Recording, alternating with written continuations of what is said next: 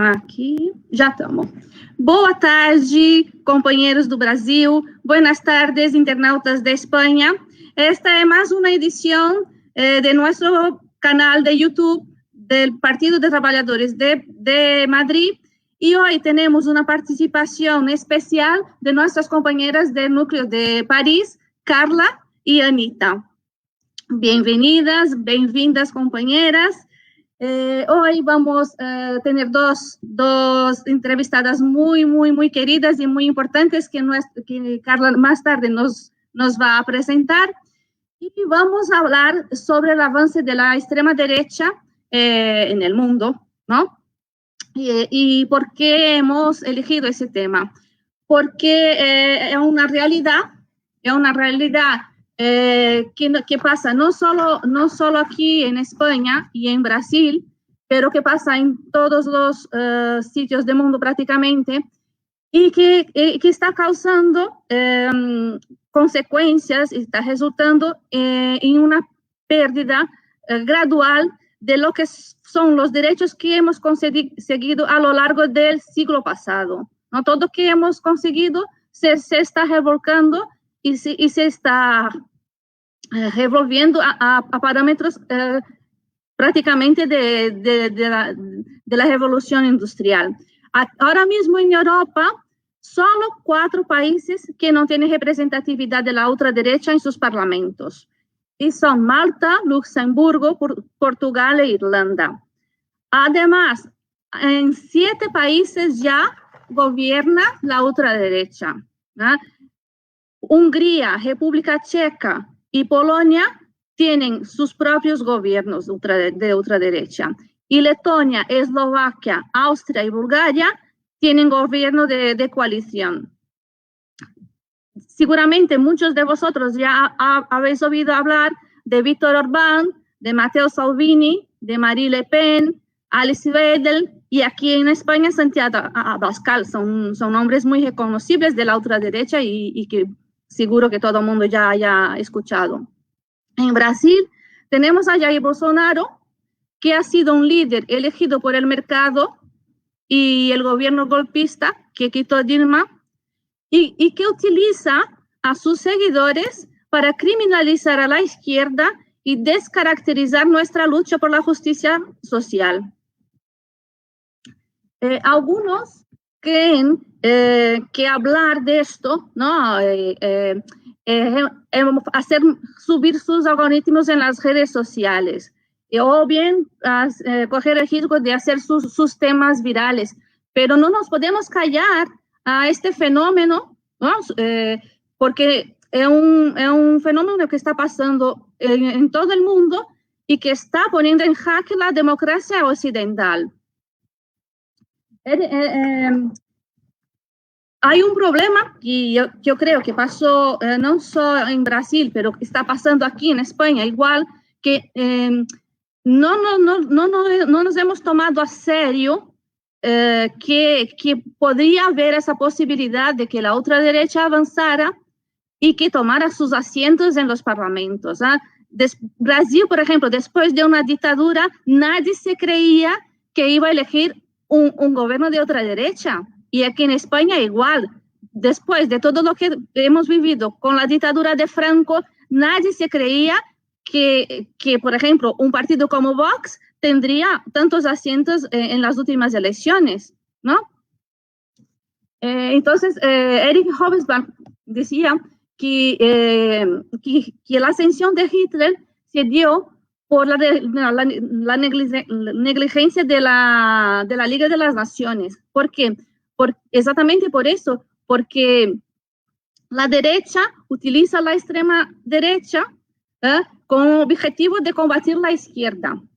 Y la izquierda negligencia esa ultraderecha porque cree que su enemigo es la derecha liberal. Entonces, en esa negligencia, ellos ascienden, ¿no? Entonces, por eso hemos traído a esas 2 compañeras que ahora va a anunciar mi compañera Carla de París. Carla. Boa tarde, eu agradeço a parceria e o desafio do Núcleo de Madrid e o Núcleo de Paris de organizar com a Maria do Rosário e a Cira Rego essa atividade que é muito importante para nós. Agradeço a Lilian Gonçalves, a Darlene Batista e a Anita Killen, e vou começar apresentando para vocês, que eu acho que muitos já conhecem, mas nunca é demais chamar a atenção da importância dessa discussão, porque o Atlântico nos separa, mas a problemática é a mesma, com tons diferentes, mas a problemática é a mesma. E eu ousaria dizer, no caso aqui da França, que mesmo numa situação que a extrema-direita não está no poder, nós temos com Macron um acirramento de políticas neoliberais que está pondo no horizonte a extrema-direita cada vez mais forte e logo aí em 2022. Bom, tendo em vista aí, nós temos a honra de receber duas guerreiras que lutam contra a extrema-direita, Maria do Rosário Nunes, Cira Rego.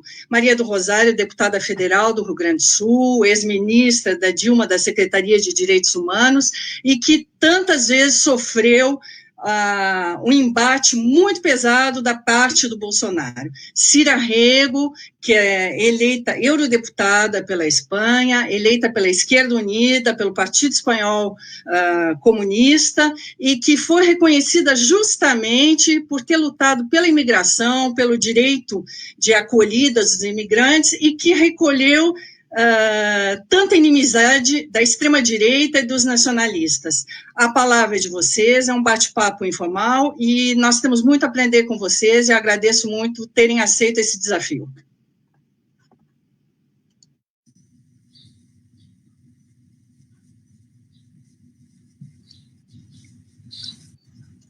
Microfone, Lilian.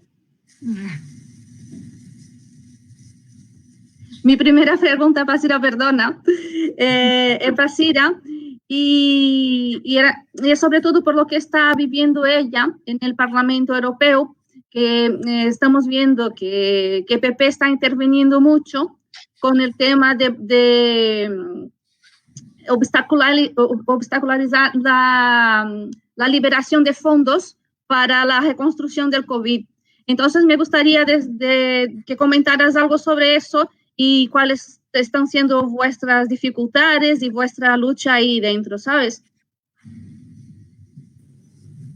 Bueno, en primer lugar, yo querría, agradecer muchísimo que hayáis contado conmigo para este evento. La verdad es que es un lujo compartir este debate con todas vosotras y tengo muchas ganas de escucharos, de escuchar al resto de compañeras, porque me interesa muchísimo también lo que está pasando en Brasil, precisamente porque nos permite también aprender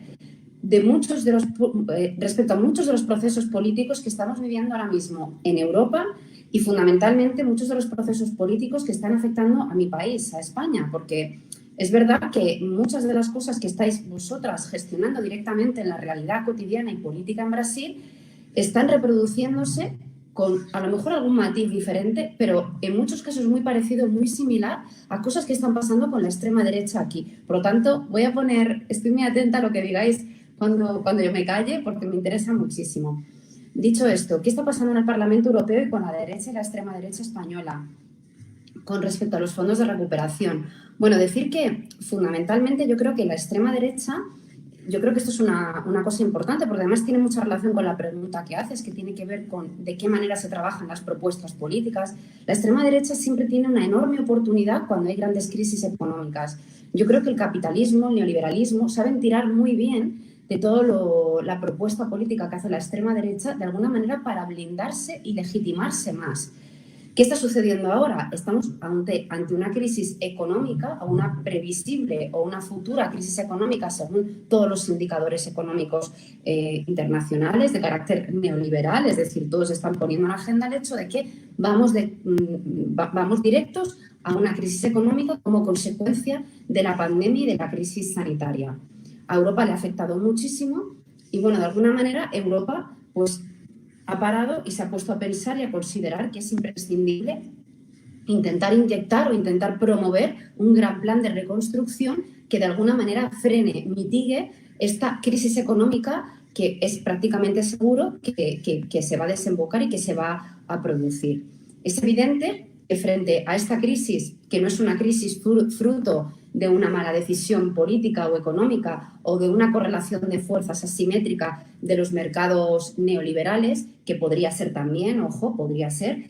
En este caso estamos hablando de una crisis económica que, como os decía, viene como consecuencia, y además esto lo sabe todo el mundo, de un agente externo, que es una enfermedad, es una pandemia, que nos afecta a todos los países del mundo y que ha exigido que Europa también pusiera la atención en torno a, primero, cómo estamos, es decir, cuáles son las debilidades que tiene Europa en términos económicos y qué tenemos que hacer para poder abordarla y sobreponernos de esta crisis de la mejor manera. Claro, aquí lo que se está viendo en el proceso de negociación, y tiene mucho que ver con las propuestas que hace la derecha y la extrema derecha, es que venimos de una etapa anterior en Europa en la que ha habido unas políticas de austeridad salvajes, neoliberales salvajes, aplicadas como consecuencia de la crisis económica de 2008. Unas políticas de ajuste que fundamentalmente han servido para recortar y para privatizar todo lo público, el Estado social en términos generales, pero fundamentalmente los servicios públicos y, en el caso de España, particularmente, porque además ha habido indicaciones expresas de la Comisión Europea para que España privatizara y aligerara, en términos de dependencia pública, su sistema de salud pública. Esto lo que nos hace es llegar a la situación de la pandemia en una situación de debilidad estructural gravísima, que ha hecho muy complicado que nuestro país, por ejemplo, tuviera un buen músculo sanitario para afrontar esta crisis. Pero es una situación que de alguna manera se ha reproducido en muchos de los países europeos y que lo que ha puesto en evidencia es que el modelo de integración neoliberal europeo es un modelo, a nuestro juicio, que somos gente lógicamente de izquierdas, pues es un modelo de integración claramente fracasado, es un modelo que no funciona, que lo único que ha hecho ha sido reproducir la desigualdad y aumentar la asimetría entre los países más empobrecidos y más enriquecidos dentro de Europa.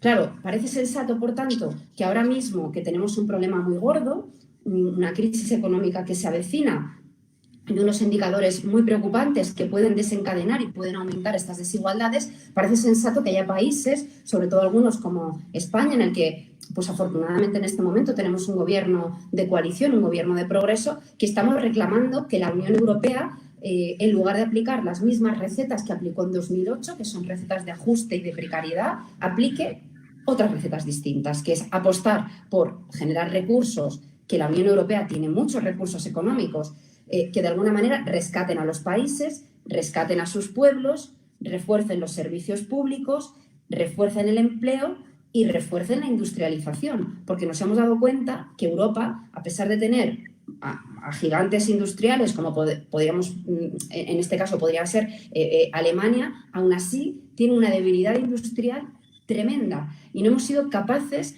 de ponernos a producir en cantidad suficiente elementos que tienen que ver mucho con necesidades básicas, como por ejemplo equipos médicos suficientes, es decir, tenemos una enorme dependencia también de los fármacos que vienen de otros lugares del mundo, es decir, no tenemos soberanía industrial suficiente, no tenemos esta autonomía que parece sensato, además no solamente en términos humanos y económicos, sino también en términos ambientales. Parece sensato pensar que habría que empezar a trabajar porque los circuitos industriales y comerciales intentáramos que fueran lo más cercanos posible para evitar precisamente pues, toda la dependencia que hay a todos los niveles y el impacto ecológico que tiene también los parámetros de comercio internacional de naturaleza neoliberal, ¿no? Que de alguna manera la globalización ha impuesto y que nos han generado pues, estos agravios brutales en términos sociales, económicos y en términos ambientales.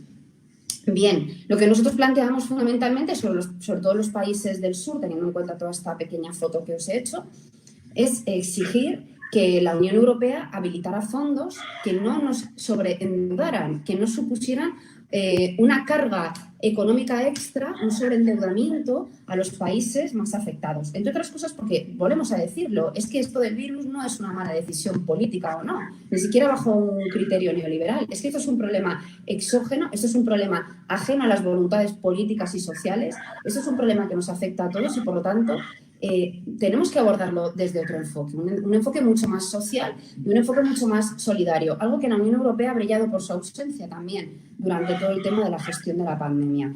Por lo tanto, la exigencia de los países del sur ha sido y es fundamentalmente habilitar un gran plan de reconstrucción en el que de alguna manera se generara una deuda solidaria entre todos los países europeos y sobre todo que en cualquier caso no supusiera, y insisto mucho en este aspecto, un sobreendeudamiento. ¿Cómo? Pues a través, por ejemplo, de una financiación, de una concesión de un fondo de recuperación, que es lo que se está debatiendo ahora mismo en Bruselas a lo largo de estos meses y que va a ser objeto de debate dentro de 2 semanas, de nuevo por parte del Consejo Europeo, en otra cumbre que va a haber en el mes de julio, a principios del mes de julio, y que precisamente lo que se trata es de ver. Tenemos una propuesta de Ursula von der Leyen, que es la presidenta de la Comisión Europea, una propuesta que habla de 750.000 millones de euros para este fondo de recuperación, y ahora la pelea está entre los países del norte, bueno, no del norte, entre los que se llaman los halcones, que son países, Dinamarca, Suecia, Holanda, etcétera.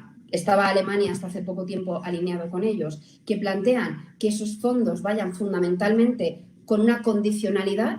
Cuando aquí hablamos de condicionalidad, hablamos de que quieren imponer reformas estructurales que vuelvan otra vez a aplicar recortes y austeridad, que hemos visto que no es nada sensato porque nos han hecho la vida muy difícil a las familias, a la gente trabajadora de Europa. Y estamos los países del sur que estamos diciendo que no podemos volver a replicar esta fórmula. Por lo tanto, se trata de habilitar estas partidas presupuestarias, pero sin que suponga un sobreendeudamiento y, desde luego, sin que suponga una condicionalidad ligada a los recortes y al adelgazamiento del Estado social. Bajo ningún concepto. Planteamos, ¿queremos imponer una condicionalidad? No nos parece mal que haya condicionalidad. Ahora, podemos hacer una condicionalidad positiva para nuestros pueblos o negativa para nuestros pueblos. Si la condicionalidad es rebajar el Estado social, pues evidentemente es muy negativa para nuestros pueblos. Si la condicionalidad es reforzar los sistemas públicos, los servicios públicos, el empleo, la industria, o, por ejemplo, plantear una fiscalidad progresiva para que paguen los que más tienen, pues estaremos absolutamente de acuerdo. ¿Qué es lo que está haciendo la derecha? Y aquí esto es muy interesante. La derecha se va a Bruselas a defender y a posicionarse, precisamente, ¿qué es lo que está haciendo la derecha española? A posicionarse con los países, los halcones, los países que plantean que haya recortes estructurales. Y el Partido Popular, concretamente, ya se ha ido diciendo que hay que condicionar las ayudas a que no deroguemos la reforma laboral del Partido Popular, que en nuestro país ha hecho tantísimo daño a los trabajadores y que, de hecho, ha generado una figura que es la del trabajador pobre, porque aquí tenemos muchísima gente trabajadora cobrando salarios que están por debajo de los 1.000 euros. Estamos hablando de un patrón salarial absolutamente austero y absolutamente insuficiente, teniendo en cuenta, por ejemplo, el precio de la vivienda en nuestro país o el precio de los servicios esenciales en nuestro país. Es decir, estamos hablando, por lo tanto, de la generalización de la figura del trabajador, de la trabajadora pobre, ¿no? A través de la aplicación de normativas como la reforma laboral del Partido Popular, en la que los trabajadores se quedan prácticamente indefensos frente a muchísimas de las medidas que quieran emprender la patronal y, bueno, en general, la patronal, ¿no? Bueno, pues esto es uno de los elementos que está poniendo en agenda el Partido Popular. Lo que estamos viendo es cómo, al final, la extrema derecha y la derecha se alían en función de intereses de clase que nada tienen que ver con los intereses de nuestros pueblos. Ahí lo tienen claro. Ellos saben siempre de qué lado de la trinchera están. Por lo tanto, es curioso, ¿no?, el antagonismo que hay entre el debate el debate populista de la extrema derecha, que habla de patria y habla de identificación con un pueblo, al que siempre dejan en la estacada. Porque yo quiero recordar una cosa, ya con esto acabo, que yo creo que he debido consumir el tiempito que tenía asignado. Claro, la derecha aquí no solamente se va a Europa a aliarse y alinearse con el resto de las derechas que piden recortes, es que además aquí en España han estado votando en contra de todas las medidas de escudo social que ha ido poniendo en marcha nuestro gobierno para proteger a la gente durante la pandemia. no han estado de acuerdo con los ERTEs, que es una figura que permite proteger a los trabajadores y que tengan un salario garantizado, aunque haya un parón en el trabajo, no han apoyado las medidas de cobertura social, no han votado, la extrema derecha no ha votado a favor del salario, del ingreso mínimo vital, es decir, están permanentemente en contra de las medidas de protección en nuestro pueblo. Por lo tanto, lo que se está viendo ahí es un retrato. ¿Quién está al lado de la gente? ¿Quién trabaja para que a la gente le vaya bien? ¿Y quién en última instancia, y en otras instancias, sobre todo en otros lugares en los que se toman grandes decisiones, está poniéndose al lado del pueblo? Pues desde luego ellos nunca, lo tienen siempre muy claro, siempre al lado de las élites económicas. Esto era justamente lo que iba a decir, porque van ahí con la banderita y diciéndose tan patriotas, pero en la hora de luchar por la soberanía y por su pueblo, nada, ¿no? Ahora mi compañera Darlene va a hacer una pregunta a María do Rosario. Darlene.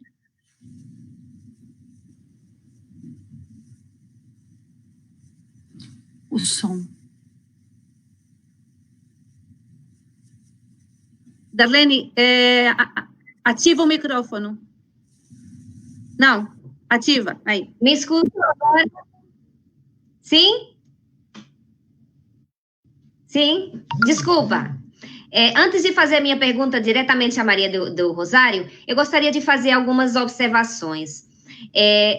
Aqui somos 6 mulheres lutadoras, algumas mães de família, que estamos dia a dia lutando pelo avanço da extrema-direita em nossos países, no nosso caso, mundialmente. A luta feminista sempre serviu de barreira contra a expansão da extrema-direita. Desde as primeiras conquistas do movimento feminista, essas primeiras conquistas, por exemplo, o direito ao voto na Alemanha, na Grã-Bretanha, na União Soviética, no Brasil, na Espanha, essas primeiras conquistas anunciaram o início do fim da velha política de ordem de gênero. Nos abriu espaço dentro da política. A partir desse momento, a bandeira do antifeminismo passou a ser a bandeira da extrema-direita em todo o mundo.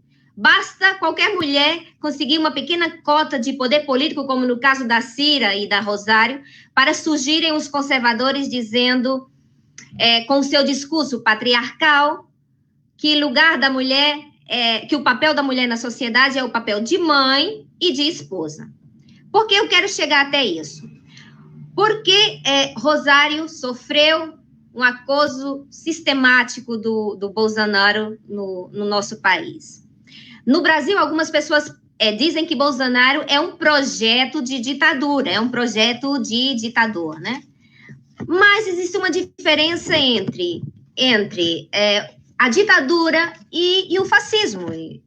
Os governos fascistas, inicialmente, sempre têm muito apoio no início, né? Tem uma base social que ele sustenta.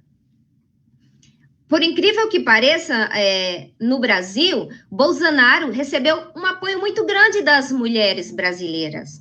Mesmo tendo um discurso patriarcal, machista, sexista, ele recebeu um apoio muito grande. Então, eu gostaria que a Rosário falasse um pouco para nós o motivo desse apoio, por que ele conseguiu esse apoio feminino no Brasil.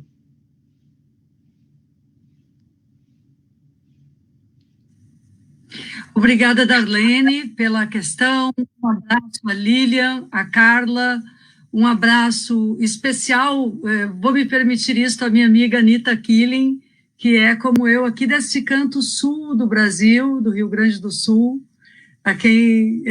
Carla também, é verdade. Então, eu estou com gaúchas também, porque o Brasil é imenso, o Brasil é um continente também, em proporções, não é? E um abraço especialmente também a Cira por esta parceria, por estarmos juntas na jornada. Minhas amigas, primeiro que eu também reparei que somos 6 mulheres. Somos 6 mulheres unidas por uma perspectiva, um olhar para o mundo de inclusão e direitos. Portanto, um olhar anticapitalista, antineoliberal. Um olhar antirracista, anti-patriarcado, como disse Darlene. Nós carregamos as causas. E eu não posso deixar de dizer para vocês como eu me orgulho também de onde vocês estão estarem o Partido dos Trabalhadores. O PT, que é para nós Partido dos Trabalhadores e das Trabalhadoras. Nós, mulheres, também. No domingo, vai acontecer no mundo inteiro, onde o PT está, um dia de enfrentamento a Bolsonaro. Porque nós estamos numa campanha mundial e aqui também para realizarmos um processo legal dentro da Constituição para afastar este presidente. Ele foi eleito com base em fraude, em abuso do poder econômico e, posterior à sua eleição, é contrário à Constituição Federal Brasileira. Todos os seus atos no Brasil são atos contra a democracia, os direitos humanos e a vida das pessoas. Isso tem um impacto terrível no Brasil. Nós já ultrapassamos, como vocês sabem, 52 mil mortos pela Covid-19. E nós acreditamos, e temos pesquisas e indicações claras nesse sentido, que muitas destas vidas poderiam ter sido preservadas se políticas públicas fossem desenvolvidas. O PT, ele está fazendo um grande enfrentamento unido à esquerda. Os partidos de esquerda estão unidos no Brasil. Nós vamos nos apresentar unidos nas eleições deste ano, nas eleições municipais. Estamos criando uma aliança para derrotarmos eleitoralmente essa direita.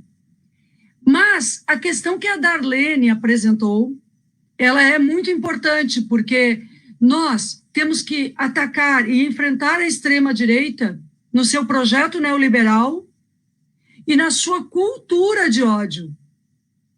Nós consideramos que no Brasil ocorreu o seguinte fenômeno, que tem espelho internacional, acontece também em outros países. De um lado, tivemos uma força ultra-neoliberal, o que nós chamamos, e internacionalmente cada vez mais se diz, a necropolítica, a aceitação de que uma parcela humana vai sucumbir, vai morrer, não apenas pela Covid-19, mas pelos ajustes fiscais, pelo abandono ao desemprego, à fome. Com o presidente Lula e a presidenta Dilma, nós tiramos o Brasil da fome. O Brasil já voltou para o mapa da fome. As pessoas no Brasil hoje, as crianças, os adolescentes, os idosos, já caminham pelas ruas buscando o que comer. Porque a estrutura do Estado social, que pela primeira vez foi composta pelo presidente Lula e pela presidenta Dilma, foi rapidamente destruída pelo ajuste fiscal. O que mostra o caráter devastador deste governo atual e desde o golpe contra a presidenta Dilma, é que no período da pandemia, eles continuam fazendo ajuste fiscal.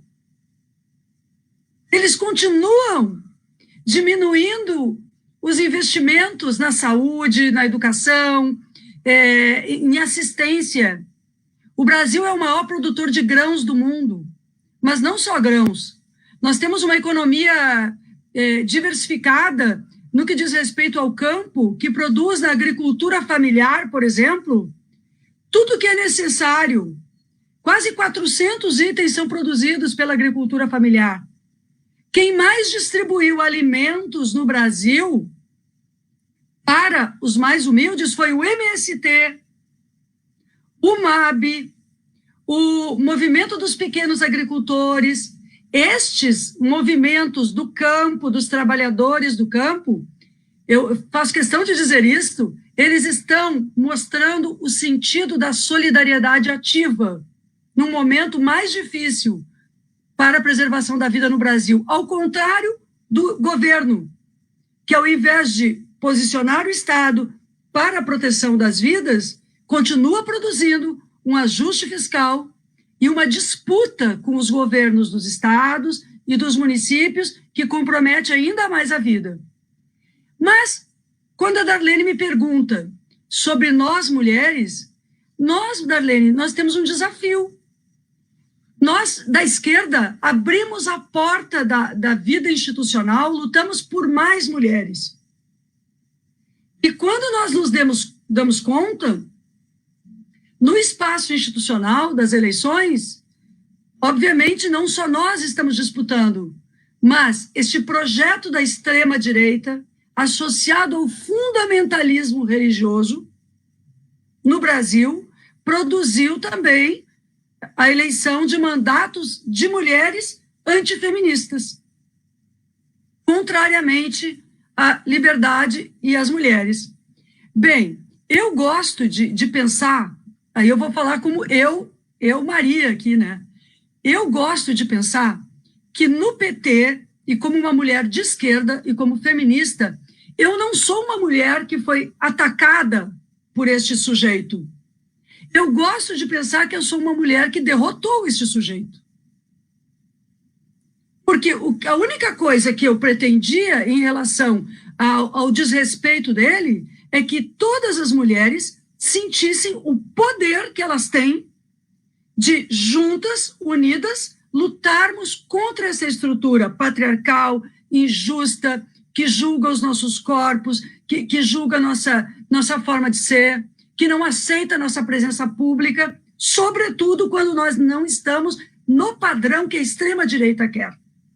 Porque é muito simples para a estrutura ideológica que eles querem produzir, existirem e colocarem mulheres ali representando, ou negros e negras, ou, enfim, pessoas que são de segmentos historicamente oprimidos e discriminados, e ofendidos e destruídos por essa estrutura terrível de poder hierárquico, mas eles colocam neste lugar pessoas que são dóceis a esta estrutura. Mas nós não somos. Nós somos feministas. Nós queremos a liberdade. Então, o nosso lugar, a nossa presença é incômoda. A sua presença, Cira, incômoda para quem trabalha uma estrutura de poder que não quer ver a sua presença como mulher, não quer ouvir as suas ideias, não quer que você tenha voz. Como mulher, você até poderia estar ali, na lógica deles, se você não for uma pessoa que conteste a estrutura de classes, a estrutura opressiva de um modo geral. Mas você contesta.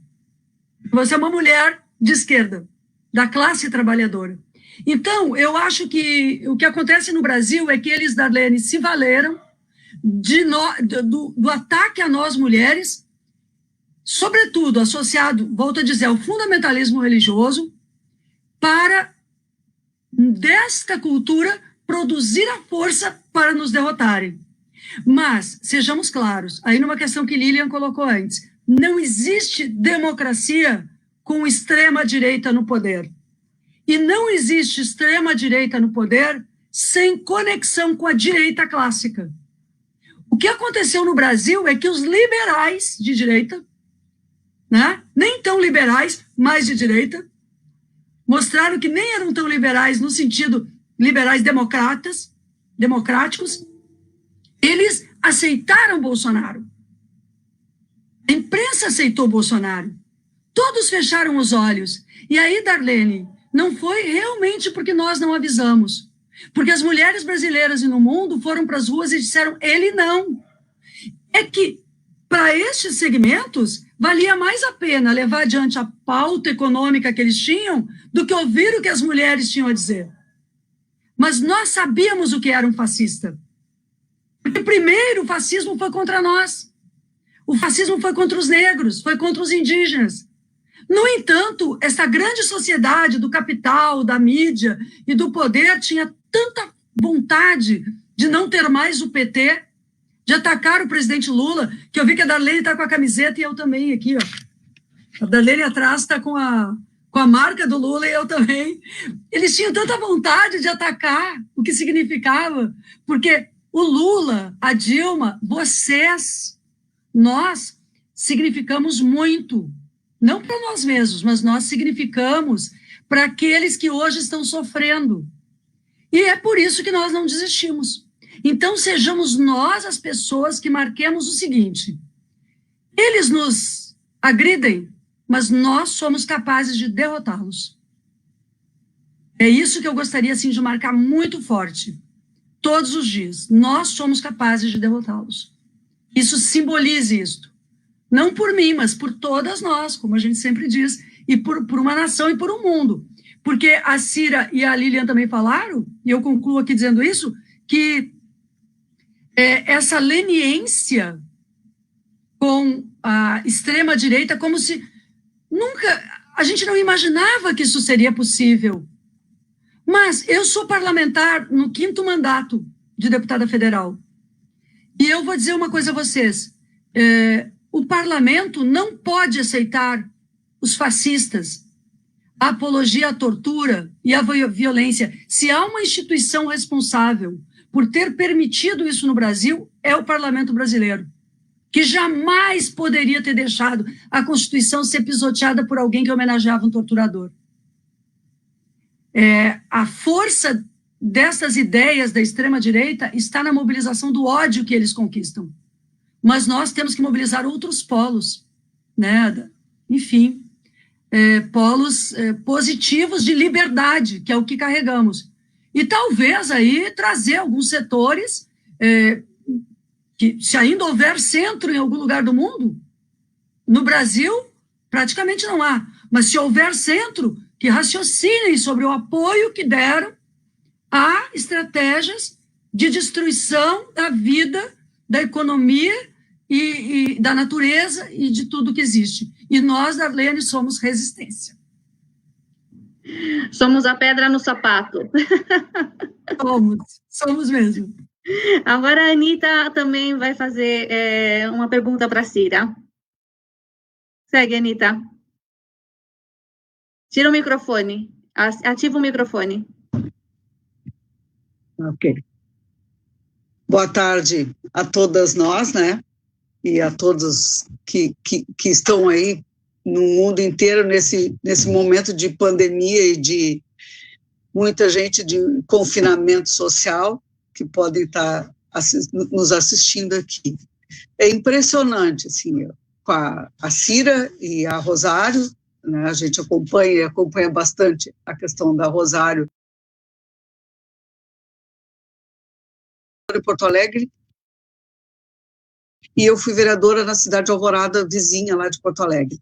Então, os projetos, né, que a Rosário discutia em Porto Alegre e que a gente podia trabalhar em conjunto com as outras cidades, a gente fez uma rede e conseguiu fazer muita coisa mesmo, de trazer, de colocar na mente das pessoas o que era direitos humanos, o que é a luta, que a gente recém estava saindo da ditadura também, né, de uma ditadura no Brasil. E agora vê isso tudo caindo, perdendo tudo de novo, e com apoio de uma parte da população. Isso dói muito. E uma coisa que revolta muito é a mídia, é os jornalistas, essa mídia que tanto pede por liberdade de imprensa e tanto reproduz e massifica e distribui isso no mundo inteiro. Em qualquer lugar, eles também estão fazendo isso.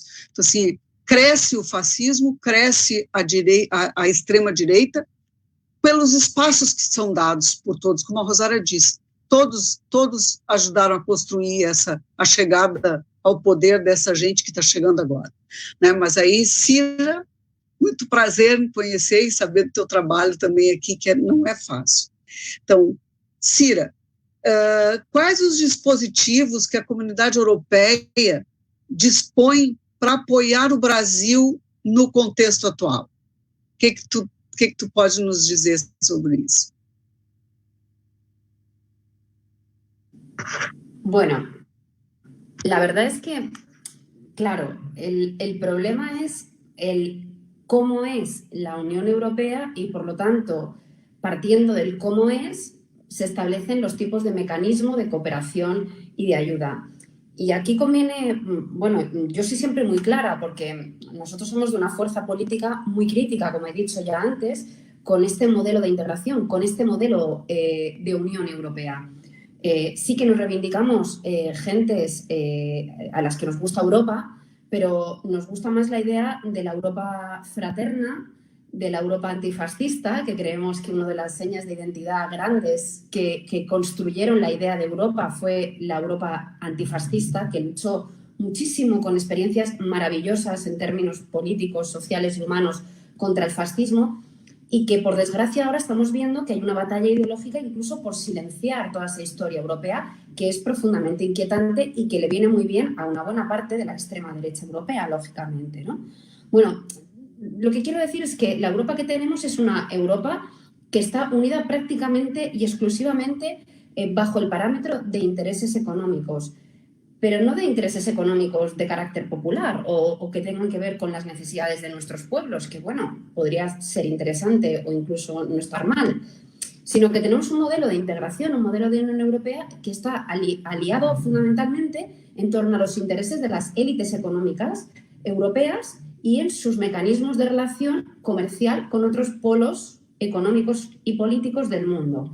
Fundamentalmente, el problema que tiene la Unión Europea es que tiene una enorme dependencia y es muy dependiente, tiene una relación de subalternidad, una relación, digamos, en la que juega un papel secundario con respecto a Estados Unidos.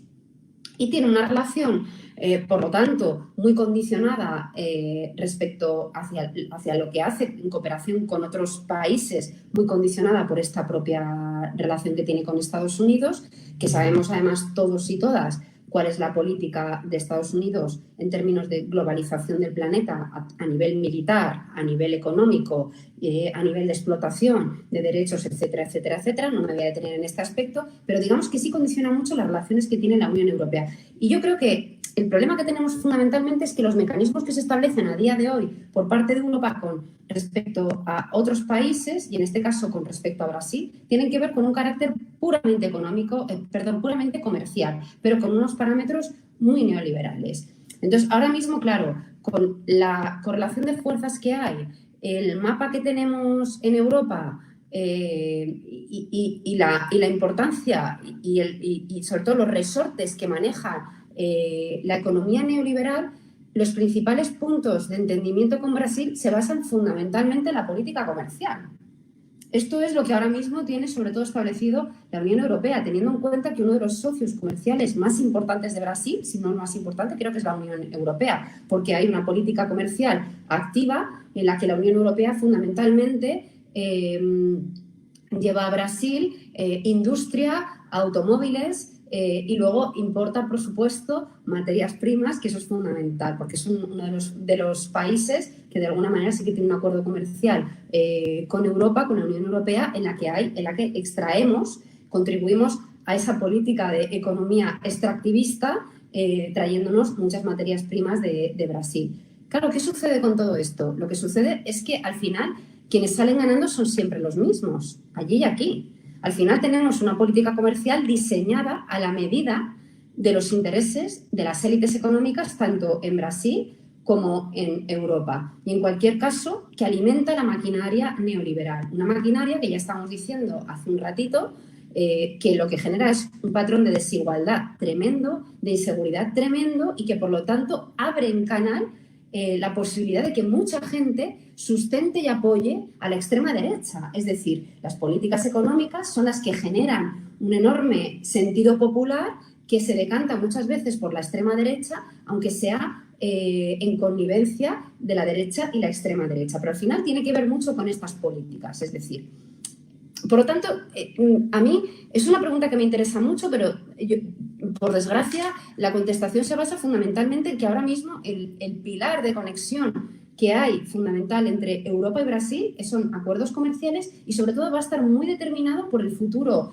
acuerdo comercial, acuerdo de libre comercio con el Mercosur. Esto va a ser un elemento determinante, un acuerdo al que nosotros nos hemos opuesto porque creemos que vuelve a ser un incremento del poder y del beneficio que van a tener las élites económicas aquí y allí, que tiene un problema gravísimo asociado además a la cuestión ambiental, lo sabéis perfectamente, que deja en una precariedad absoluta a la gente trabajadora aquí en Europa y que pone también en una situación de mayor precariedad y de precariedad absoluta a la gente trabajadora en Brasil, a los pequeños agricultores, por no hablar del incremento de la política extractivista y de la política de intensificación del uso de la tierra, pero con una clave que no nos gusta en absoluto, porque es una clave de respeto y de convivencia en equilibrio, en un cierto equilibrio en términos de ecosistemas y de respeto a la naturaleza y a los derechos humanos, ¿no?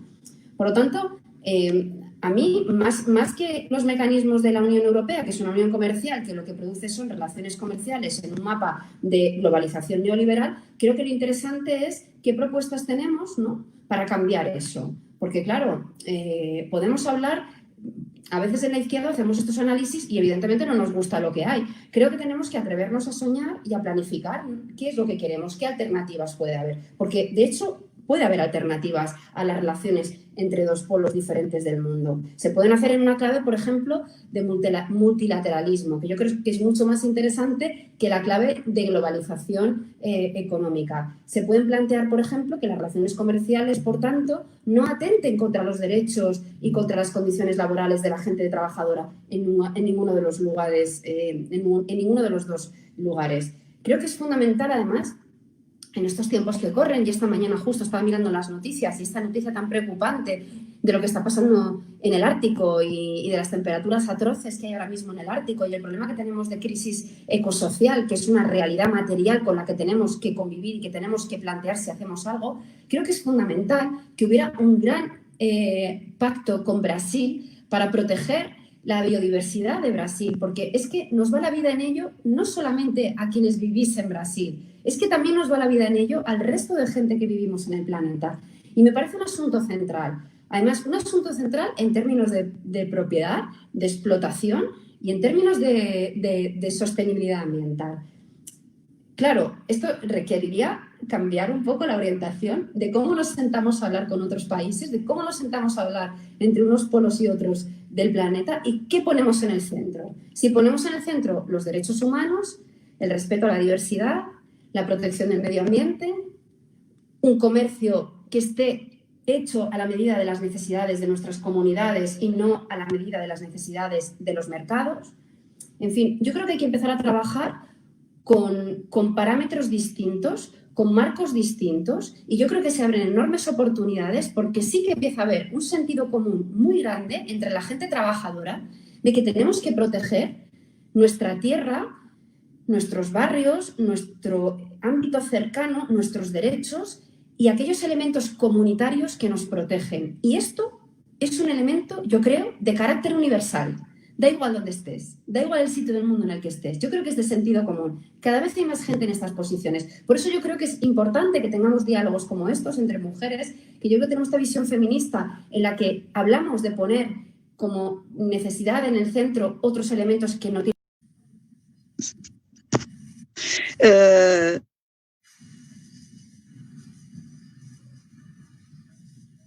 Fechou novamente, Anita. Anita, fechou novamente. Tá, abriu. Tendo em vista a crise sanitário-política que está vivendo o Brasil, qual seria a mensagem mais importante a passar para os europeus sobre a nossa situação? Bem, Anita, eu diria que primeiro a análise que nós temos de que sobre a crise sanitária, primeiro que essas crises, elas no caso do Brasil, elas estão articuladas. A crise política, ela acaba agravando a crise sanitária. E por isto é que neste momento não nos basta atuarmos só como oposição ao governo. O governo é genocida. Ele abandonou a população. Se não existisse o Sistema Único de Saúde, que é uma referência histórica, importantíssima, reconhecida, inclusive, internacionalmente, e se nós não tivéssemos resistido com este sistema, se ele não fosse muito forte, já teria sido destruído. mas é ele, neste momento, este sistema de saúde único, universal, que atende as pessoas independentemente da conta bancária, do dinheiro que tenham, que é para todos os brasileiros e brasileiras.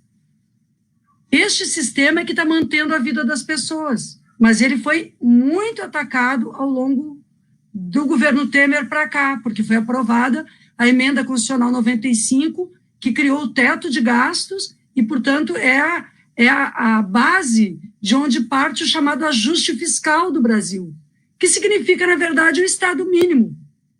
Mas o Sistema Único de Saúde resistiu, porque ele é muito forte instalado. E o governo nós precisamos retirar este governo. Nós precisamos criar uma transição no Brasil com a responsabilidade de proteger a vida das pessoas agora e pensar o pós-pandemia.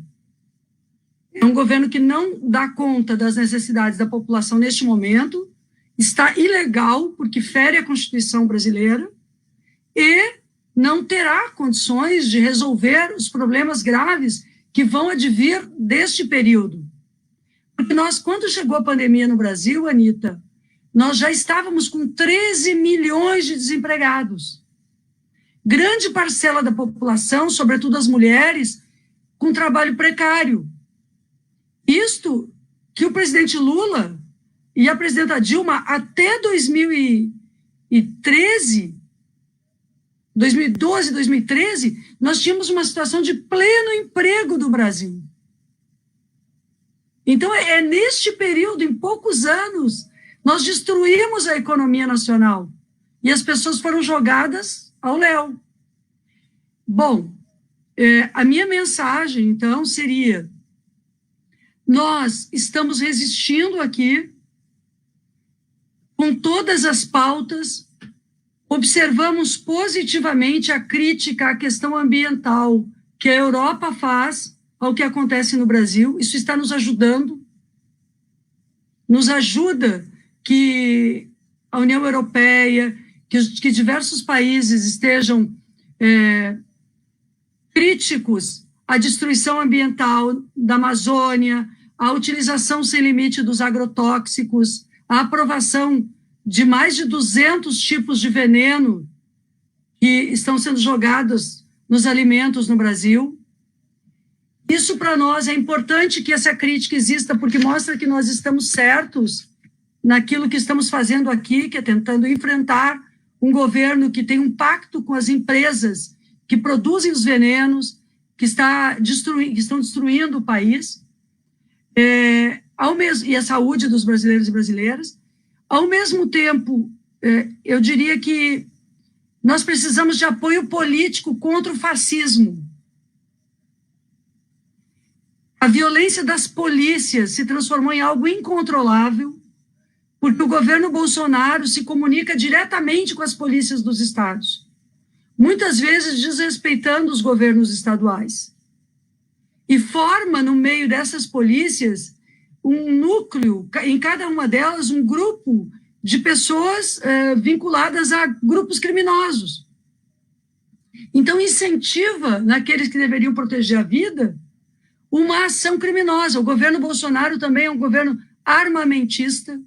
Ele tem sustentado armar a população para defendê-lo, mas quando ele faz isso, liberando a compra de armas e de munições, para vocês terem ideia, aumentou 500% a possibilidade de acesso de cada cidadão a projéteis, a armas, como por um decreto, uma portaria assinada no governo, inclusive por Sérgio Moro junto ainda. E esse aumento do número de projéteis, de balas, de munição, ele repercute na violência contra as mulheres, na violência contra os jovens, contra os negros e negras, e no recrudescimento, na verdade, da força destes grupos criminosos que tornam as pessoas reféns. Então, o governo Bolsonaro trabalha a violência por dentro das polícias, incentivando um mau uso da força e também incentivando grupos criminosos, grupos de extermínio, milicianos, grupos que tornam reféns comunidades e que têm uma atuação política também. Não ao acaso, estes grupos, cada vez mais, estamos convictos, estão associados ao assassinato da Marielle Franco, ao assassinato de lideranças dos direitos humanos, aos assassinatos de indígenas, de líderes no interior do Brasil. Então, sem dúvida alguma, eu creio que nós devemos nos associar, todas aquelas pessoas no mundo que são voltadas para a democracia, para os direitos humanos, para a dignidade humana, para a proteção ambiental, para a proteção de quem luta também pelas liberdades, devem estar associadas. E este momento que vocês me oportunizam, mulheres dos núcleos de Madrid, Paris, é um momento muito especial para intensificarmos esse nosso contato e também, através de vocês, intensificarmos o contato, então, com Cira, para fazermos um trabalho conjunto de mulheres contra o fascismo na Europa, no Brasil, como irmãs, como companheiras nesta caminhada. É isso. Muito obrigada, Maria do Rosário. Aqui temos uma pergunta de uma internauta para ambas, e ela comenta o seguinte, que vou falar em espanhol para que a Cira também entenda. Cira, aquí hay una pregunta de una de internautas nuestras y está diciendo el siguiente, que la media tradicional habla mucho, muchas veces en contra de la izquierda, ¿no? Y tiene todo una producción de contenido y de narrativa en masa, ¿no? Entonces, su pregunta es cómo que la izquierda puede combatir ese armamento todo, ¿no? Y la pregunta es para las dos, ¿vale? Gracias. Bueno, yo creo que hay un patrón general que se está viendo en todos los países, inspirado, me imagino, también en parte, o una buena parte tiene que ver con lo que ha sucedido en Brasil, el ascenso de Bolsonaro, una parte tiene que ver con Trump también, el ascenso de Trump, otra parte tiene que ver con los procesos que ha habido en general en América Latina para absolutamente atroces. Yo creo que hay un poco de todo y ahí hay una connivencia con algunos medios que desde luego sí que están fabricando todo este tipo de mensajes. Aquí incluso hemos llegado a ver en España cómo algunos medios incluso han reproducido vídeos y han reproducido materiales que eran claramente montajes y bulos, es decir, fake news, ¿no? Claro, ¿qué puede hacer la izquierda frente a esto? Porque al final la correlación de fuerzas y sobre todo el acceso que tiene la izquierda en muchos casos a los medios pues es mucho más limitada, lógicamente, ¿no? Es importantísimo cuando estamos en los gobiernos velar porque haya medios públicos transparentes que garanticen el derecho a la información de una manera veraz. Esto es muy importante. Y luego yo creo que es muy importante lo que sabemos hacer la izquierda de toda la vida, y es movilizarnos también en la calle y movilizar a la gente no solamente desde las instituciones, que es muy importante, sino también a través de la organización popular, a través de la organización social y a través de la movilización en la calle. Nunca en la historia de la humanidad los poderes fácticos, me vais a permitir que utilice esta palabra, estuvieron del lado de la mayoría social y de los pueblos. En cada proceso histórico ha sido de una manera, lógicamente, pero lo cierto es que muchas veces hemos tenido que trabajar con muchísima dificultad. Yo creo que lo importante es saber a dónde vamos, tener la certeza de que lo que defendemos es lo justo, que defendemos lo que es bueno para la mayoría de la gente y que nuestros procesos de organización popular generan también un diálogo grande y un acercamiento grande con muchos sectores populares que suman fuerza y que pueden contener a pesar de todo, el mensaje de la extrema derecha, aunque tengan de su lado a grandes medios de comunicación. Y yo creo que esto se está viendo ya en muchos lugares. Se está viendo que hay una reacción en Estados Unidos muy interesante de congresistas jóvenes, que es verdad que tienen plataformas, pero es verdad que se están moviendo a través de las redes sociales y mucho en la calle, y está teniendo una respuesta muy buena, muy positiva, en la que se está sumando cada vez más gente. Tenemos la oportunidad de las redes sociales, que es verdad que tiene esta doble cara y que a veces difunden muchos bulos, pero yo creo que estamos aprendiendo a protegernos de los bulos también y estamos viendo movimientos muy interesantes de consolidación y de acercamiento de gente. Por lo tanto, bueno, movilización popular, estar muy atentas, tener nuestro horizonte claro y saber que estamos peleando por lo justo. Esto es fundamental. Además, por supuesto, del trabajo en las instituciones, que es muy importante. Maria do Rosário. Eu creio que nós devemos, aliás, a extrema-direita e a direita foram mais eficientes que a esquerda no uso dos meios de comunicação, da internet, não é, Cira? E Lilian. Então, eles utilizaram isso, obviamente que utilizaram, inclusive, de forma criminosa, no caso brasileiro, com as fake news, mas nós devemos criar espaços próprios de comunicação, na minha opinião, utilizando estas ferramentas, né? Como foi dito.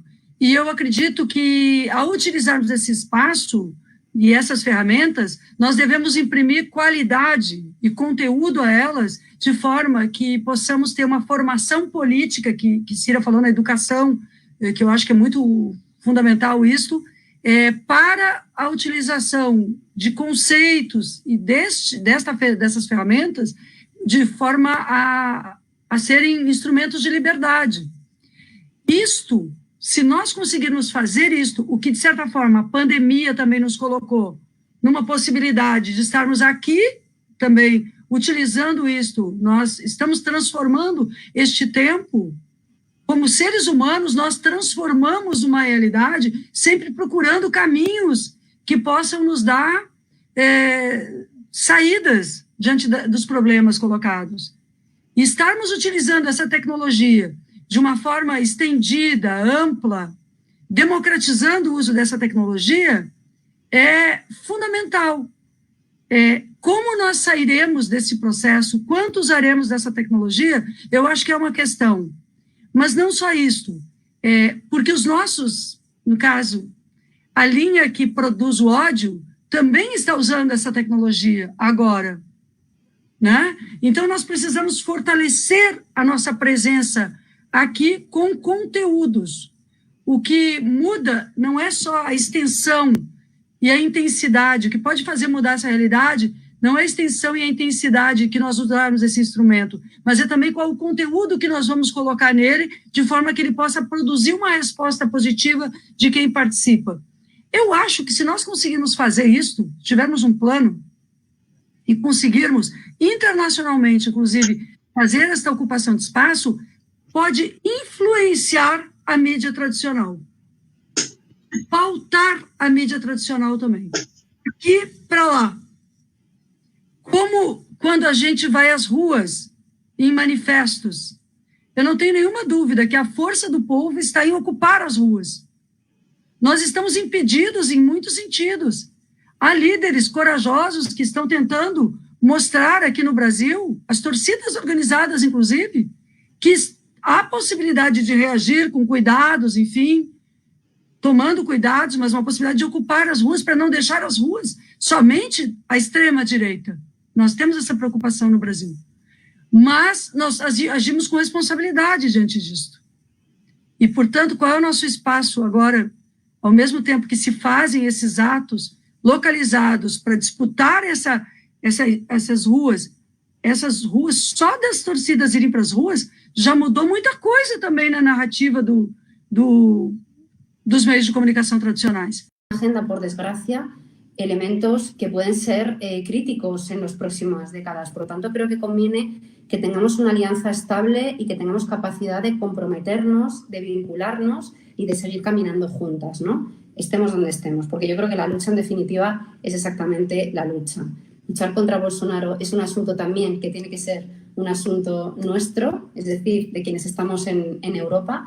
Luchar contra la extrema derecha y la derecha en Europa también creo que es una cosa que interpela a muchas mujeres y a muchas gentes que luchan por la libertad y por los derechos en Brasil. Por lo tanto, sobre todo eso, encontremos puntos de unión, porque muchos tenemos razón y yo creo que al final vamos a conseguirlo. Ha sido un placer. Maria do Rosário, eu gostaria que também desse as tuas últimas considerações e gostaria de agradecer as companheiras do Núcleo de Madrid e a parceria que foi feita, porque aqui a militância está fazendo a ponte. O espaço era para ouvir vocês. E retomaria o que tu falaste em relação à pandemia, porque me parece que, independente da questão da extrema-direita, existe uma oportunidade. Essa oportunidade é que, independente de realidades tão distintas, nós temos, pela primeira vez, contextos semelhantes e problemáticas semelhantes, né? Porque justamente o que está acontecendo aí é que todos vamos viver uma grande crise mundial, que ela já estava se preparando economicamente e que se acelerou com essa pandemia. E a penúria que está acontecendo no Brasil, o horror que está acontecendo no Brasil, não foi caso único. Na Europa também se viu isso na Itália, se viu na Espanha, se viu na França, né? Então, dentro desse contexto, a militância gostaria de saber quais são as considerações dessa parceria e desse diálogo e dessa oportunidade que se abre, mesmo se é um contexto caótico, mas é uma oportunidade, né? Usando as redes sociais, mas acho que também organizando o povo. Por favor. Com certeza. Carla, primeiro, acho que vocês também nos oportunizaram este contato, que queria reforçar que fique sendo um canal aberto de diálogo para um intercâmbio real, inclusive na atuação parlamentar, não é? Porque somos também parlamentares, representando forças políticas de esquerda, e somos mulheres nessa luta e estamos aqui convidadas por mulheres. Então, para a gente, eu queria reforçar, eu integro a direção do PT nesse período, né, do Partido dos Trabalhadores, né, eu sou secretária de formação nessa gestão, então estamos trabalhando aqui a jornada de preparação dos candidatos e candidatas que vão aos pleitos municipais, e eu tenho falado muito sobre a capacidade nossa de lutar, dialogando com a sociedade, trazendo aqueles mesmos que se enganaram neste processo. Porque assim como há aqueles setores que lideraram porque tinham consciência do que estavam fazendo, mas fizeram mesmo assim, de apoiar a extrema-direita contra o PT, porque tinham interesses econômicos e mantêm a sua vacilação contra o Bolsonaro, porque estão movidos por, primeiro, garantir a margem de lucro do capital, sobretudo do capital financeiro, acabaram de privatizar a água no Brasil, o saneamento básico. Então, eles continuam agindo. Aquilo que o ministro, é terrível ter que chamar assim, do meio ambiente falou, de vamos aproveitar que estão atentos, distraídos com a pandemia, para passar uma boiada, que é uma expressão que existe muito aqui no Brasil. Aquilo está acontecendo. As pessoas estão em luto, os governadores e prefeitos, prefeitas, governadora, estão lutando para... E aqui me refiro amplamente aos partidos, porque são autoridades locais tentando dar conta das necessidades da população, com recursos aprovados pelo Congresso Nacional e cortados pelo governo, não repassados. Então, é um governo genocida. E o que nós temos que fazer em relação a esse governo é tirar o apoio popular que ele ainda tem. Mostrar que cada pessoa do povo que apoia um projeto como esse está atuando contra a sua própria gente, contra o seu próprio povo, contra si próprio, suas condições de sobrevivência e de dignidade. Isso a gente faz com uma aliança política na esquerda, eleitoral na esquerda, e nós temos debatido muito aqui no Brasil sobre qual é o tamanho da aliança. A aliança eleitoral para nós, eleitoral tem que ser da esquerda. É resolução do PT. A aliança contra Bolsonaro, o presidente Lula tem destacado, e nós concordamos com um aspecto. O presidente Lula tem dito, é preciso colocar os trabalhadores e trabalhadoras nessa pauta. Nós não podemos simplesmente assinar isto ou aquilo com aqueles que vão, daqui a pouco, nos humilhar. Nós queremos saber o que pensam sobre as necessidades do povo. E muitos não explicitam o que pensam. Mesmo assim, nós estamos lutando com o maior grau de unidade possível. Mas há vacilações ainda sobre o governo Bolsonaro. E nós, do PT, não temos o direito de vacilar. Porque nós sabemos o que vive a população. O PT é um partido no meio do povo.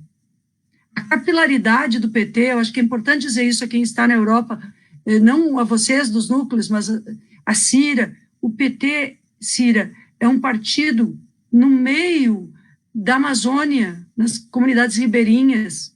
É um partido dentro do semiárido do Nordeste. É um partido nas fronteiras do Brasil, nas favelas, nas comunidades periféricas. Onde há o povo, há o Partido dos Trabalhadores. Então, essa resposta que nós temos que dar é muito referenciada neste sentimento da população. Eu acredito que agora, né, Carla, o que nós devemos fazer, com base no que Cira disse, se vocês conseguirem, se nós conseguirmos juntos, também ajudar, de alguma forma, que na Europa a extrema-direita não avance, isso também contribui com o Brasil. Contribui muito. E se nós conseguirmos enfrentar aqui, contribui com a Europa. Então, a nossa luta está muito amarrada, muito junto. E como mulheres, sobretudo, estamos juntas aqui. Eu até tenho uma plaquinha sempre atrás de mim aqui, que é ninguém solta a mão de ninguém, que é como a gente diz aqui no Brasil. Eu coloco exatamente ali para as pessoas saberem que os que lutam, as que lutam, estão unidas. Muito obrigada por me convidar e eu espero que a gente tenha outros momentos juntos. Darlene. Bem, para terminar a nossa maravilhosa live, eu gostaria de agradecer a presença de todas. Como diz a Cira, aprendi muito. E pedir para que todo o pessoal de esquerda, o pessoal antifascista, que luta contra a expansão da ultradireita em todo o mundo, participe amanhã da campanha Stop Bolsonaro, que vamos ter aqui em Madrid, também vamos ter em Paris, em outras cidades da Espanha e outras cidades da França. E também dizer que a esquerda necessita estar unida. Tem uma coisa no Twitter que eu gosto muito, que é esquerda segue esquerdista. Então, vamos unir nas redes sociais. Nosso núcleo do Madrid tem Instagram, tem Facebook, tem Twitter. O mesmo passa com as deputadas, com o núcleo de Paris, do PT de Paris. Vamos nos unir, vamos ganhar espaço nas redes sociais para debater os nossos projetos, para construir algo melhor. E, como diz a Rosário, já temos um espaço nas ruas, agora é a vez de ganhar um espaço nas redes sociais, para que todos os brasileiros e todos os esquerdistas do mundo inteiro conheçam os nossos projetos de liderança, principalmente agora no Brasil, que vem as eleições, aqui na Europa, aqui na Espanha, também dá visibilidade aos partidos de esquerda, às deputadas que lutam pela causa feminista. Necessitamos trabalhar muito para ganhar esse espaço. E era o que eu gostaria de dizer. Muito obrigada a todas e espero encontrá-las em outras oportunidades. Com certeza. Fora Bolsonaro! Fora Bolsonaro! Fora Bolsonaro! Muito obrigada. Um abraço, gente. Obrigada, Anitta, Lídia, Carla, Darlene, Cira. Um beijo. Tchau. Tchau.